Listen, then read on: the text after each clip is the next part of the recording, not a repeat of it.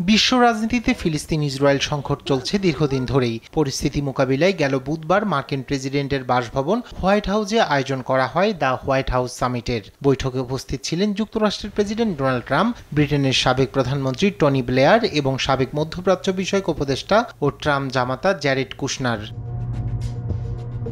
গাজার পুনর্গঠন, ভবিষ্যৎ শাসন ব্যবস্থা এবং মানবিক সহায়তা সংক্রান্ত বিষয় নিয়ে বৈঠকে আলোচনা করা হয়। এছাড়া ট্রাম্পের গাজা রিভিয়েরা পরিকল্পনা নিয়েও আলোচনা করা হয়। তবে যুক্তরাজ্যের সাবেক প্রধানমন্ত্রী টনি ব্লেয়ারের বৈঠকে আকস্মিক অংশগ্রহণ নানা ধোঁয়াশার সৃষ্টি করেছে। সবচেয়ে আশ্চর্যের বিষয় ছিল গুরুত্বপূর্ণ এই আলোচনায় ফিলিস্তিন এবং মধ্যপ্রাচ্যের তরফ থেকে কোনো প্রতিনিধির দেখা মেলেনি, যা আন্তর্জাতিক মহলে জন্ম দিয়েছে নতুন সমালোচনার।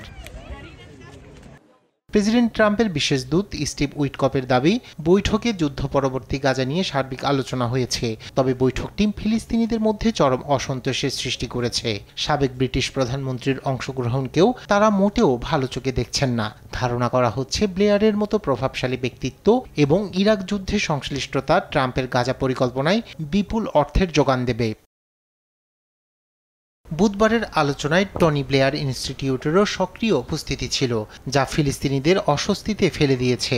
এর আগে 2007 সালে প্রধানমন্ত্রীর পদ ছাড়ার পর ব্লেয়ার বেশ কিছুদিন মধ্যপ্রাচ্যে কোয়ার্টেট নামে এটি সংগঠনের উপদেষ্টা হিসেবে কাজ করছিলেন। প্রথম দিকে প্রশংসিত হলেও ফিলিস্তিন প্রশাসনের সঙ্গে তার সম্পর্ক দ্রুতই খারাপ হয়। পরবর্তীতে ফিলিস্তিনের পশ্চিম তীরের রামাল্লায় তাকে অবাঞ্ছিত ঘোষণা করা হয়।